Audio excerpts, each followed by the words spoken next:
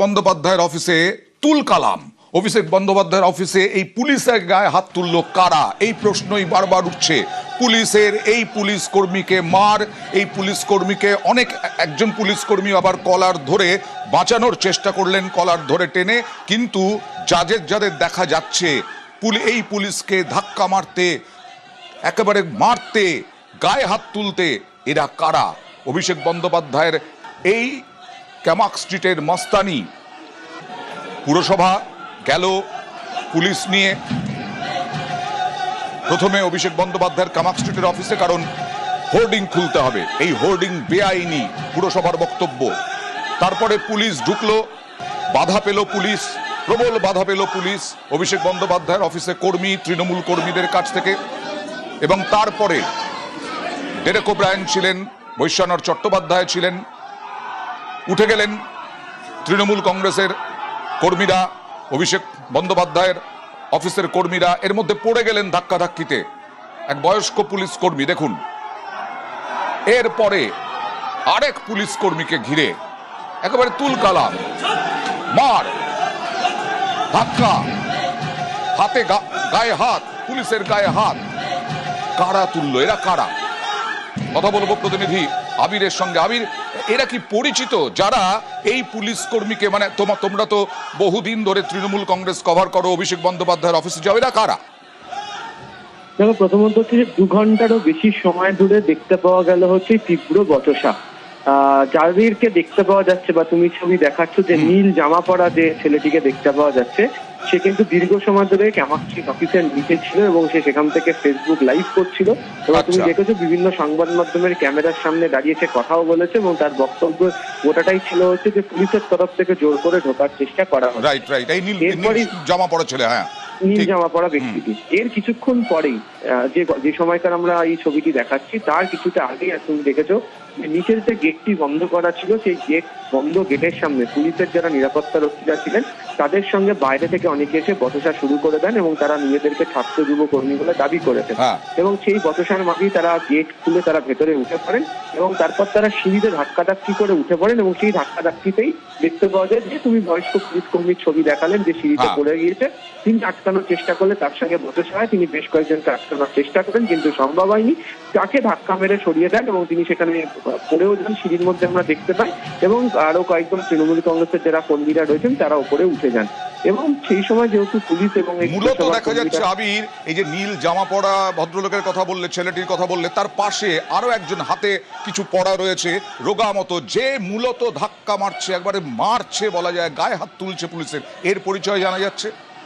এখনো পর্যন্ত পরিচয় জানা যায়নি, তবে বেশ কয়েকজন বা পুলিশের সঙ্গে কথা বলে যতটুকুনি জানতে পারা গেল, ওই ব্যক্তি সম্ভবত ওই অফিসে তিনি কাজ করেন, তিনিও এর মধ্যে তিনি যোগ দিয়েছিলেন এবং তখনই বচসাটি তৈরি হয়, বচসা বেড়ে যায়। তবে এদের প্রত্যেকেরই সন্ধান পুলিশ করছে। আমরা দেখতে পাচ্ছি যে কলকাতা পুলিশের একাধিক সিনিয়র অফিসাররা তারা এই মুহূর্তে সেখানে রয়েছে। যদিও কলকাতা পুরসভার যারা কর্মীরা যারা ছিলেন তাদের প্রত্যেককে নামিয়ে আনা হয়েছে, যে ঠিকাদারের মধ্যে দিয়ে কাজ চলছিল কিন্তু দিকে নেমে এসছেন। একেবারে ক্যামাক স্ট্রিট অফিসের নিচে পুরসভার কর্মীরা যে গাড়ি করে এসেছিলেন তার মধ্যে তারা অপেক্ষা করছেন, যেহেতু রাস্তাতে, ক্যামাক স্ট্রিটের বাইরে রাস্তাতে, গেটের বাইরে এখনো পর্যন্ত একাধিক তৃণমূল কংগ্রেসের কর্মী সমর্থকরা রয়েছেন। যাতে কোনো বচসা তৈরি না হয়, যাতে কোনো অপ্রীতিকর পরিস্থিতি তৈরি না হয়, সেটা তারা দেখার চেষ্টা করছেন। কিছুক্ষণের মধ্যেই ফাঁকা করে তাদেরকে বার করে নিয়ে আমি আসবো তোমার কাছে, কারণ যে কারণে পুলিশ গিয়েছিল, পুরসভা গিয়েছিল পুলিশকে নিয়ে, যে এই যে বিরাট হোর্ডিং বা বিলবোর্ড, সেই বিলবোর্ড, এই যে বিল্ডিংটা ক্যামাক স্ট্রিটে, এই ক্যামাক স্ট্রিটের অফিসে অভিষেক বন্দ্যোপাধ্যায়ের, সেখানে তৃণমূল কংগ্রেসের হোর্ডিং, বিরাট হোর্ডিং, সেই হোর্ডিং নাকি বেআইনি এবং তা ভাঙতে অবশেষে ভাঙা হলো সেই হোর্ডিং। কেন বেআইনি বলছে পুরসভা, আবির? দেখো, প্রথমত হচ্ছে এই ধরনের কোনো বহুতলের মধ্যে যদি কোনো হোর্ডিং দিতে হয়, তার কারণ সেটা তো বাড়ির বাইরের বা বিল্ডিং এর যে অংশ, সেই বিল্ডিং এর বাইরের অংশের মধ্যে রয়েছে এবং সেটা মাটি থেকে অনেকটা উপরে রয়েছে। পুরসভার বক্তব্য অনুযায়ী যে এই ধরনের বিষয় হচ্ছে অত্যন্ত বেআইনি এবং তাদের বক্তব্য খুব ত্রুটিপূর্ণ, বিপজ্জনক এবং যে কোনো সময় কোনো ধরনের দুর্ঘটনা ঘটে যেতে পারে। তো তাদের বক্তব্য যে সেই কারণেই তারা এখানে এসেছিলেন এবং যে বিলবোর্ড বা হোর্ডিং যেটি রয়েছে সেটিকে খুলে ফেলতে হবে, এই দাবি তারা জানাতে শুরু করেন। তাদের বক্তব্য যে স্থায়ী হোর্ডিং অবশ্যই রাখা যায় এবং স্থায়ী হোর্ডিং লাগানোর জন্য পুরসভার কিছু নির্দিষ্ট নিয়মও রয়েছে, যে আবেদন করতে হয়, জমির মালিকের অনুমতিপত্র দিতে হয়, স্ট্রাকচারাল স্টেবিলিটি একটা সার্টিফিকেট সেগুলোকে জমা করতে হয়। কিন্তু এক্ষেত্রে দাঁড়িয়ে কোনোটাই নাকি কিছু হয়নি এবং সেই কারণেই তারা বেআইনিভাবে যে তাদের বক্তব্য বিল্ডিং এর ওপরে ছাদে যে হোর্ডিংটি ছিল সেটা খুলে দেওয়ার জন্য বা সরিয়ে দেওয়ার জন্য তারা আসেন, তখনই তাদেরকে বাধা দেওয়া হয়। এবং প্রথমবার তুমি দেখেছো 5টার আশেপাশে, তখন তারা বলেও যান যে তারা পুনরায় আসছেন, তারা বেরিয়ে যান। তার কিছুক্ষণের মধ্যে আবার পুরসভার কর্মীরা আসেন, পুলিশ তারা আসেন, তারা ভেতরে ঢুকে যান এবং তারপরেই উপরে এই বচসাটি চলে এবং সেই দীর্ঘ সময় ধরে সেই বচসার মধ্যেও ছাদে উঠে পুলিশের তরফ থেকে কাজ করা হয় এবং এই যে বেশ, আর এই হোর্ডিং খোলা হলো কিন্তু তার মধ্যেই পুলিশের গায়ে হাত তোলা হলো।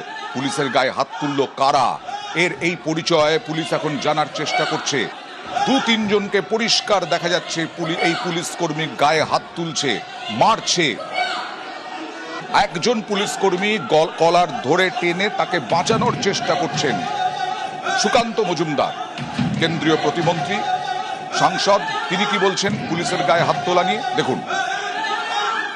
কর্পোরেশনের লোকেদেরকে অভিষেক বন্দ্যোপাধ্যায় এবং তার সাঙ্গপাঙ্গরা যেভাবে তাদেরকে বাধা দিলেন, পুলিশের সাথে ধস্তাধস্তি করলেন, কিন্তু সাংসদ না গুন্ডা সেটা বোঝা যাচ্ছে না। অভিষেক বন্দ্যোপাধ্যায় কি নিজেকে অক্ষয় কুমার মনে করছেন নাকি? আর ওই পাশে যে ওই ছন্ডা মার্কা লোকটা আছে সে কি নিজেকে সুনীল শেঠি মনে করছে? যদি মনে করে তাহলে তো মুশকিল, তাহলে পুলিশকে তো ব্যবস্থা নিতে হবে এদের।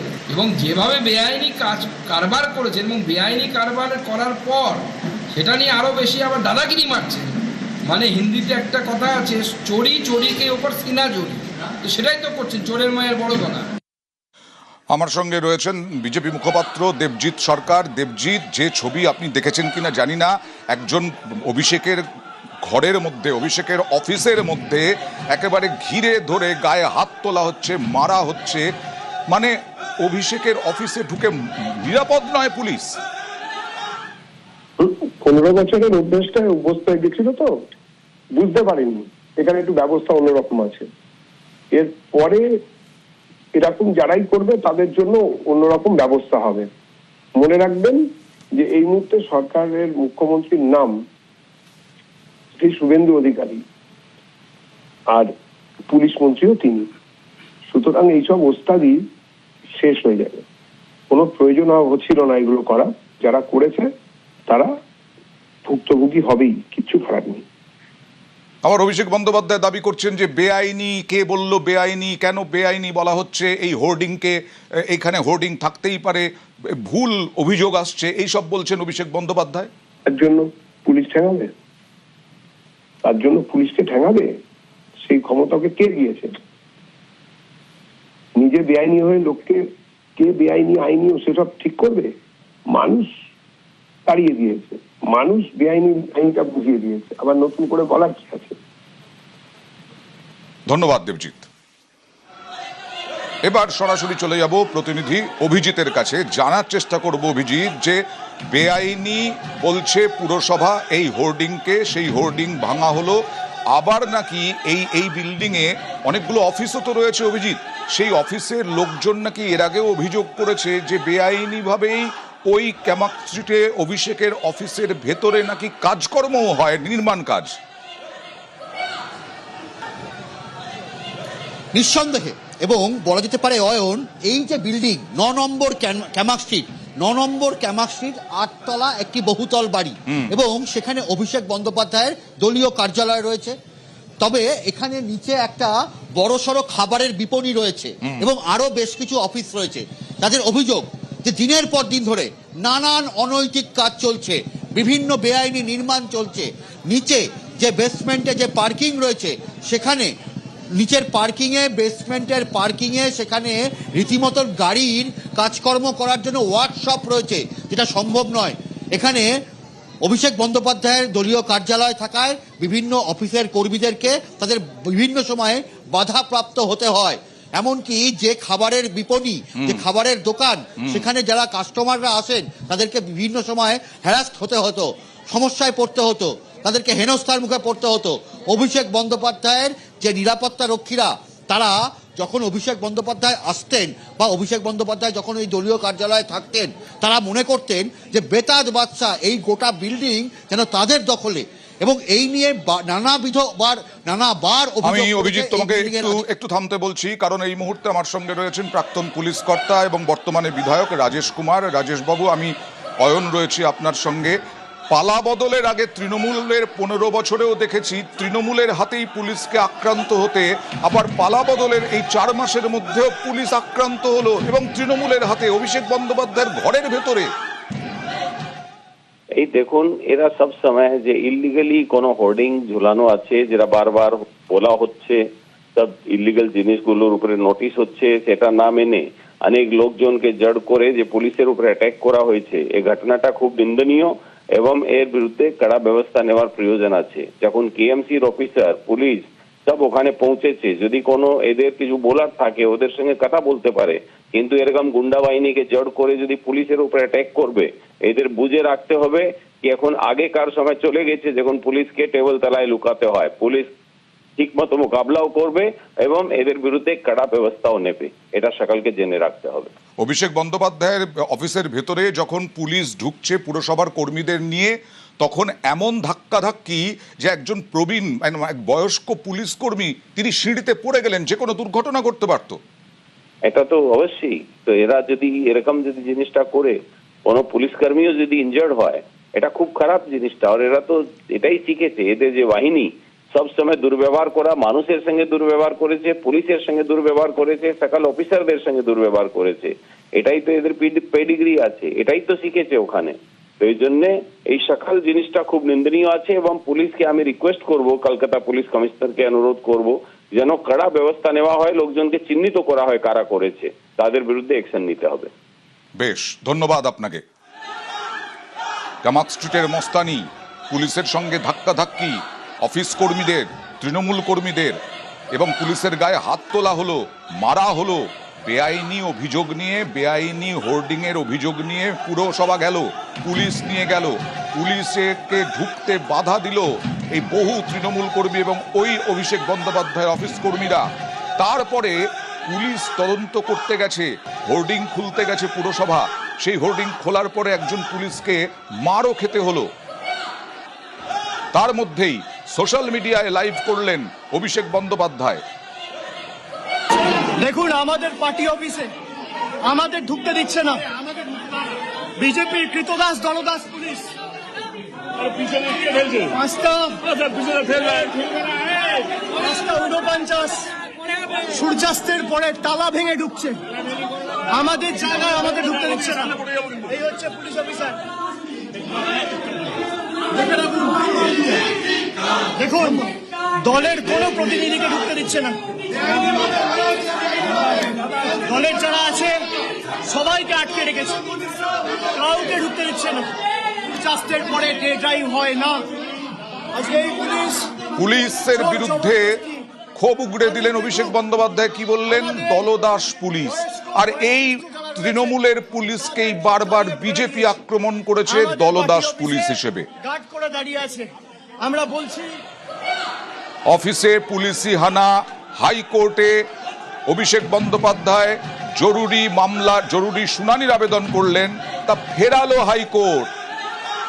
কথা বলবো প্রতিনিধি অর্ণবের সঙ্গে। অর্ণব, দেখো, বিকেল বেলাতে যখন অভিষেক বন্দ্যোপাধ্যায়ের এই ক্যামাক স্ট্রিটের অফিসে পুলিশের অভিযান চলছে এবং কলকাতা পুরসভার নিয়ম ভাঙার কারণে এই যে দলের যে বোর্ডটি ছিল, সেই বোর্ডটিকে যে ডিসপিউট, সেই পুরো ঘটনায় যখন পরিস্থিতি আয়ত্তের বাইরে চলে যায়, সেই সময় অভিষেক বন্দ্যোপাধ্যায়ের যে অফিস যারা সামলান, অভিষেক বন্দ্যোপাধ্যায়দের তরফে কলকাতা হাইকোর্টের ভারপ্রাপ্ত প্রধান বিচারপতি তপব্রত চক্রবর্তীর কাছে লেখা হয় এবং তাদের তরফে আইনজীবীরা জানান এই পরিস্থিতি, পুলিশের যে অতি সক্রিয়তা, এই ঘটনায় আজই একটি বিশেষ বেঞ্চ বসিয়ে এই ঘটনা হস্তক্ষেপ তারা প্রার্থনা রাখছে।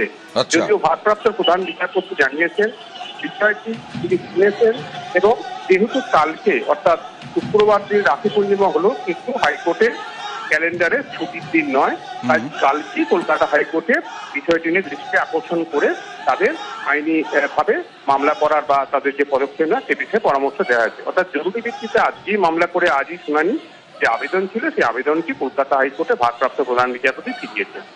বেশ, ধন্যবাদ। দেখুন, কামাক স্ট্রিটের মাস্তানি, কথা বলবো বিধায়ক সন্তু পানের সঙ্গে। সন্তু, আমি অয়ন রয়েছি আপনার সঙ্গে। এর আগে বারবার বিজেপি অভিযোগ করত তৃণমূলের পুলিশকে, মানে তৃণমূল সরকারের আমলে পুলিশকে দলদাস পুলিশ। আজকে 4 মাস হয়নি, অভিষেক বন্দ্যোপাধ্যায় দলদাস পুলিশ বলে অভিযোগ করছেন, আর এদিকে মারা হচ্ছে পুলিশকে। দেখুন, অভিষেক বন্দ্যোপাধ্যায় কোনোদিন আইনের উপর ভরসা রাখেনি। যদি ভরসা রাখতেন তাহলে তিনি আইনি লড়াইটা লড়তেন। আর একটা কথা বলি, অভিষেক বন্দ্যোপাধ্যায় যে চোর, আপনি 5 বছরের শিশুকে বা 8 বছরের শিশুকে জিজ্ঞাসা করলেও বলবে, তৃণমূল বলবেন চোর। এই নীতি আমরা দেখে এসেছি। পকেটে হাত ভরে, অয়েন্দা আপনার মনে নেই, পকেটে হাত ভরে 40 মিনিট ধরে বক্তব্য দিয়ে যাচ্ছে, একটা প্রমাণ পান আমি কাঠগড়ায় যেয়ে ঝুলে যাব। প্রশ্ন করা হলো, সঙ্গে সঙ্গে সাংবাদিকদের আক্রমণ।